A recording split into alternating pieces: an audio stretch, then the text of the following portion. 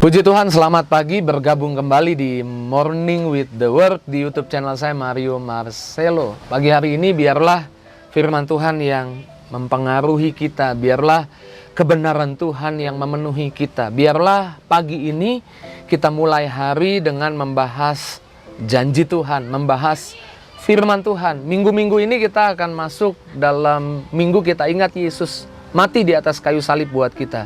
Dia sangat mengasihi kita. Tahukah saudara, sejak perjanjian lama, Tuhan telah menggambarkan dari banyak kisah yang terjadi, betapa Tuhan mengasihi kita, betapa Tuhan ingin kita punya dasar untuk berharap bahwa kemenangan adalah bagian dari perjalanan hidup kita. Kemenangan adalah bagian dari apa yang terus kita lihat di tengah-tengah kita menjalani hidup, ada tantangan, ada masalah. Tuhan mau kita punya dasar berharap, punya landasan untuk percaya bahwa kemenangan adalah bagian dari perjalanan hidup kita. Ingat kisah perjanjian Yonatan dan Daud. Ini adalah sarana yang Tuhan pakai untuk kita bisa percaya bahwa Tuhan mau kita punya jaminan kemenangan, landasan berpikir hidup kita mengalami kemenangan. Di 1 Samuel 18 ayat 3 dan 4, Yonatan mengikat perjanjian dengan Daud karena ia mengasihi dia seperti dirinya sendiri. Ayat 4, Yonatan menanggalkan jubah yang dipakainya dan memberikannya kepada Daud, juga baju perangnya sampai pedangnya, panahnya, dan ikat pinggangnya. Kita harus mengerti ini adalah apa yang Tuhan Yesus lakukan buat saudara dan saya. Yonatan dan Daud, ini gambaran tentang saudara dan saya.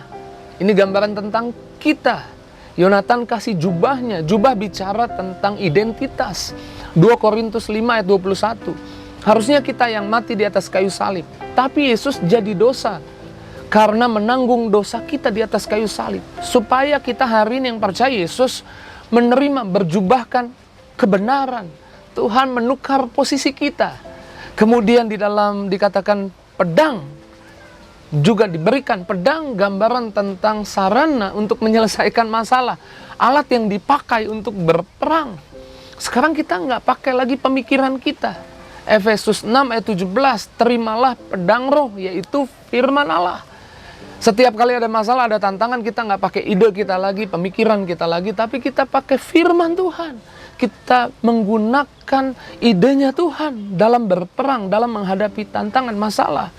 Ikat pinggang kebenaran. Saya percaya ini bicara tentang Roh Kudus yang menuntun kita pada seluruh kebenaran. Roh Kudus yang selalu ingatkan kita, mengikat kita, menggiring kita untuk jalan pada kebenaran. Di 1 Samuel 20 ayat 15 sampai 17, saya bacakan buat kita. Perjanjian Yonatan dan Daud. Janganlah engkau memutuskan kasih setiamu terhadap keturunanku sampai selamanya. Dan apabila Tuhan melenyapkan setiap orang dari musuh Daud dari muka bumi. Ayat 16, janganlah nama Yonatan terhapus dari keturunan Daud, melainkan kiranya Tuhan menuntut balas daripada musuh-musuh Daud. Ayat 17, dan Yonatan menyuruh Daud sekali lagi bersumpah demi kasihnya kepadanya, sebab ia mengasihi Daud seperti dirinya sendiri. Ini adalah gambaran apa yang Tuhan Yesus kerjakan buat saudara dan saya. Tuhan bahkan meminta, Tuhan berjanji. Tuhan bahkan meminta Bapa Sorgawi. Tuhan Yesus meminta Bapa Sorgawi bersumpah sekali lagi demi orang-orang yang percaya kepadanya. Yesus sudah mati di atas kayu salib. Namun Yesus berdoa sekali lagi kepada Bapa di sorga. Di dalam Yohanes 17, Yesus berdoa seperti ini. Yohanes 17 ayat 11. Dan aku tidak ada lagi dalam dunia, tetapi mereka masih ada dalam dunia. Aku datang kepadamu ya Bapa yang kudus. Pelihara mereka dalam namamu, yaitu namamu yang telah engkau berikan kepadaku, supaya mereka menjadi satu sama seperti kita. Bahkan Yesus minta jaminan kepada Bapa supaya saudara dan saya dipelihara. Kalau kita baca terus ayat selanjutnya, di ayat 15, aku tidak meminta supaya engkau mengambil mereka dari dunia ini, tetapi supaya engkau melindungi mereka daripada yang jahat. Dalam perjanjiannya Yesus mati di atas kayu salib, Yesus minta Bapa sekali lagi menjamin kita yang percaya dilindungi dari yang jahat. Hari-hari ini walaupun ada virus corona, ada kabar buruk di mana-mana, percayalah bahwa Yesus minta kepada Bapa, minta sekali lagi bersumpah, sama seperti Yonatan minta sekali lagi bersumpah kepada Daud, bersumpah sekali lagi, engkau menjamin keturunanku.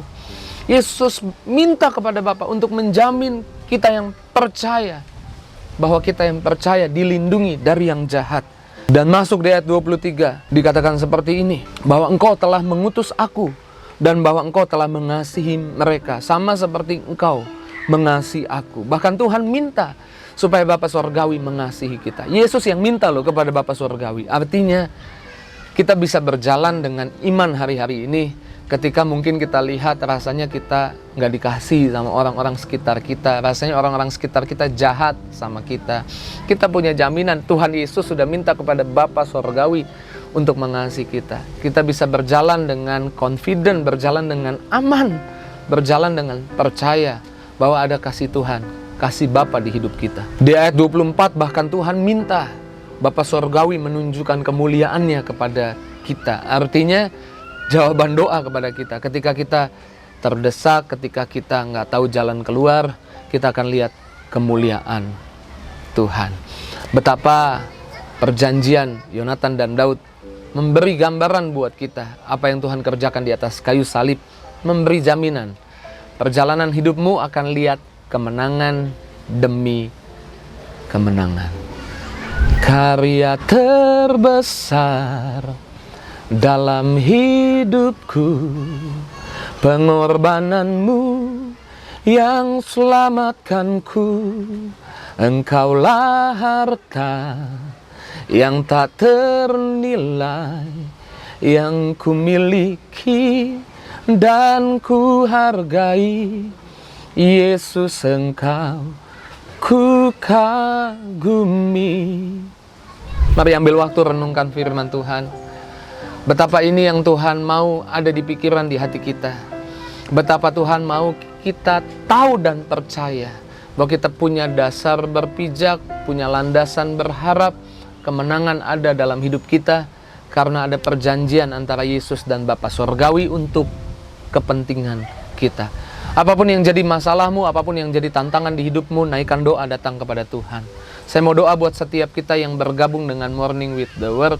Saya doa yang sakit sembuh, yang lemah dikuatkan, yang susah hati dihibur Tuhan, yang butuh jawaban doa, terima yang terbaik dari Tuhan, yang kekurangan, kelimpahan. Apapun doa setiap kita, saya berdoa dalam nama Yesus, dan doa dalam nama Yesus pasti dijawab, pasti dikabulkan. Dalam nama Yesus, amin. Puji Tuhan, bagikan kabar baik ini kepada banyak orang. Saya percaya ada orang-orang yang perlu kabar ini pagi ini, hari ini. Jangan tunda, cepat bagikan kepada teman, sahabat, keluargamu. Tuhan berkati setiap kita. See you.